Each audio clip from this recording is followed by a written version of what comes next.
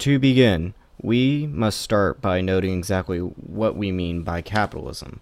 Capitalism is an economic and political system in which a country's trade and industry are controlled by private ownership, which is to say, the means of production are controlled by individuals rather than the workers as a whole or some other body, government, etc. Much of contemporary Western society has been governed by some form of capitalism, more or less restricted. As such, capitalism transcends the hard politics of a society, those being things like the structure of elections, parliamentaries, heads of state, etc. Since Rancière argues that politics is the organization of spaces that permits the common experience in the sensible world, it can be said that capitalism governs the opening and closing of these spaces to individuals. According to Herbert Marcuse, the senses do not only receive what is given to them in the form which it appears, they do not delegate the transformation of the given to another faculty, the understanding. Rather, they discover or can discover by themselves, in their practice, new, more gratifying possibilities and capabilities, forms and qualities of things, and can use and guide their realization. In a society based on alienated labor, human sensibility is blunted. Men perceive things only in the forms and functions in which they are given, made, used by the existing society, and they perceive only the possibilities of transformation as defined by and confined to the existing society.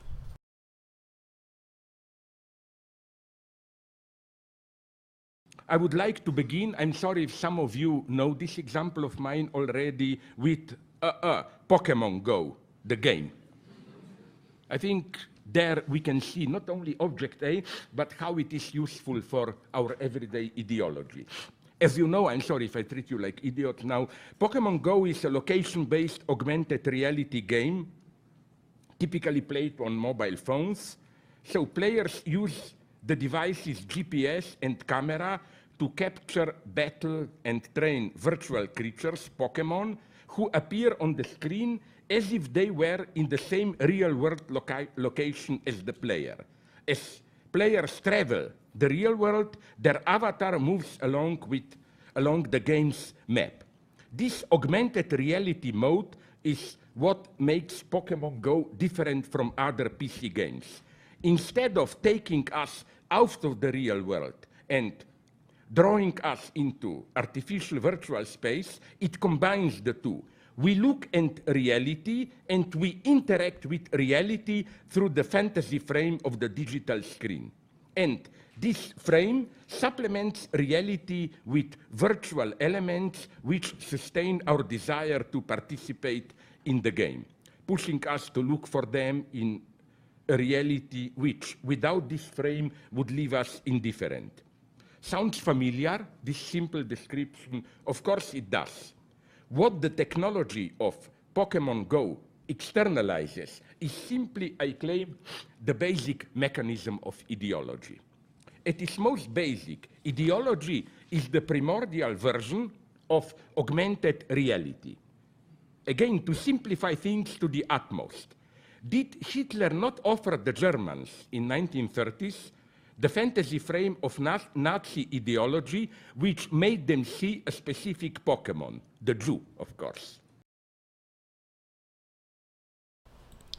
In this brief selection from a lecture by the postmodernist thinker and psychoanalyst Slavoj Žižek, he uses the example of the phenomenon of Pokemon Go to demonstrate the effects of ideology on an individual's worldview. Through the combination of the technological and the natural, the real reality and the augmented reality, one tends to see things that, without their ideology, would not otherwise be seen. Similarly, capitalism functions as an ideology through which one sees the world around them only as a resource towards making a profit. For instance, the health and quality of a tree is only valuable insofar as it can be sold as lumber, and the health and quality of the laborer is only valuable insofar as he can continue producing at a profitable rate. The Pokemon that one is taught to see is profit, expansion, and consumption. Capitalism is the ideology which perpetuates the politics and economics of the world in which we live, and as such, most individuals view the world through this capitalist lens. They are constantly looking and valuing things in the way that capitalism has taught them to. Marx on alienation. Although in your eyes, your product is an instrument, I means for taking possession of my product, and thus for satisfying your need. Yet in my eyes, it is the purpose of our exchange. For me, you are rather the means and instrument for producing this object. That is my aim, just as conversely you stand in the same relationship to my objects. But each of us actually behaves in the way he is regarded by the other. You have actually made yourself the means, the instrument, the producer of your own object in order to gain possession of mine. Your own object is for you only the sensorially perceptible covering, the hidden shape of my object. For its production signifies and seeks to express the acquisition of my object. In fact, therefore, you have for yourself as a means an instrument of your object, of which your desire is the servant, and you have performed the menial services in order that the object shall never again do to your desire. If then our mutual thraldom to the object at the beginning of the process is now seen to be in reality the relationship between master and slave, that is merely the crude and frank expression of our essential relationship. Marx claims that when one produces in order to exchange that good for another good, the individual views their own product as a means to acquire another product. Thus, one is alienated from their own work insofar it produces the product which is being exchanged. Additionally, the individual views his or her trading partner as a means to acquire some other product rather than a means in themselves. More Marx on alienation. The devaluation of the world of men is directly proportional to the increasing value of the world of things. Labor produces not only commodities, it produces itself and the worker as a commodity, and this at the same time at which it produces commodities in general. This fact expresses merely that the object which produces labor's product confronts it as something alien, as a power independent of the producer. The product of labor is labor which has been embodied in an object, which has become material. It is objectification of labor. Labor's realization is its objectification. Under these economic conditions, this realization of labor appears as a loss of realization for the workers. Objectification as loss of the object and bondage to it. Appropriation as estrangement, as alienation. Since the means of production and the ownership of private property is exclusively to a certain class of people, it can be said that capitalism does indeed alienate the working man from his labor. This is furthered because the value of an item under capitalism is not directly related to the amount of work that goes into producing it, but rather how much the owner can sell the item for. The workers' labor is a commodity as well as the product which they produce with that very same labor.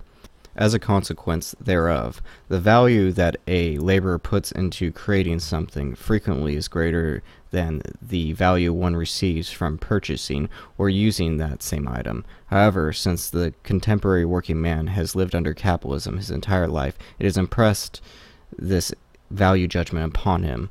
The individual only knows to value their labor in terms of what they can purchase with or what may be purchased from it, rather than being rewarded for the amount of work they put into production. Furthermore, the worker begins to view themselves as a commodity through their labor.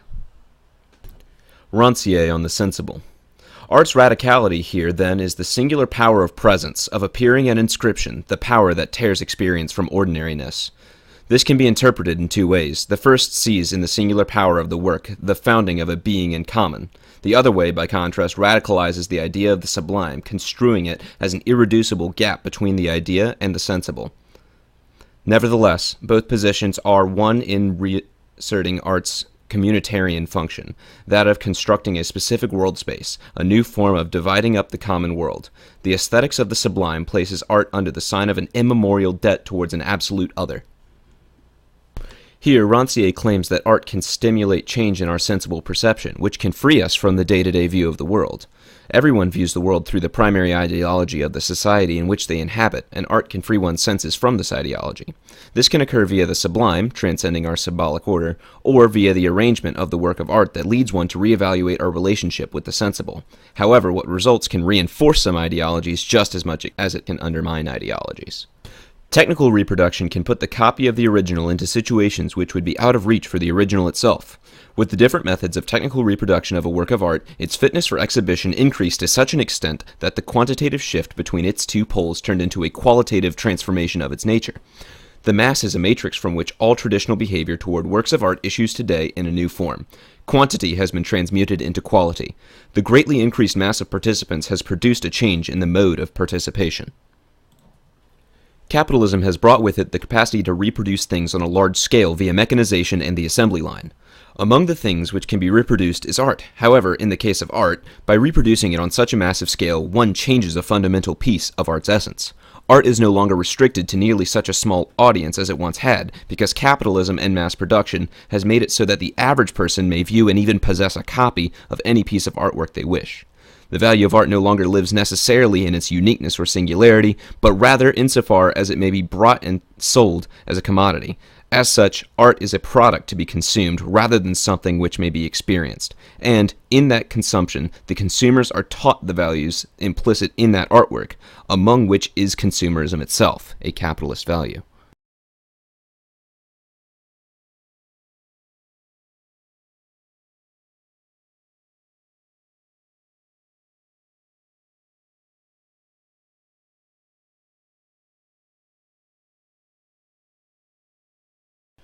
The point of interest of this painting is conceptual. It is an idea, the idea being that dogs playing poker is a thing of interest, that this is not normal. But the question then is, normal in contrast to what? To the regular players of poker, humans. The painting thus creates a normal defined by humans playing poker.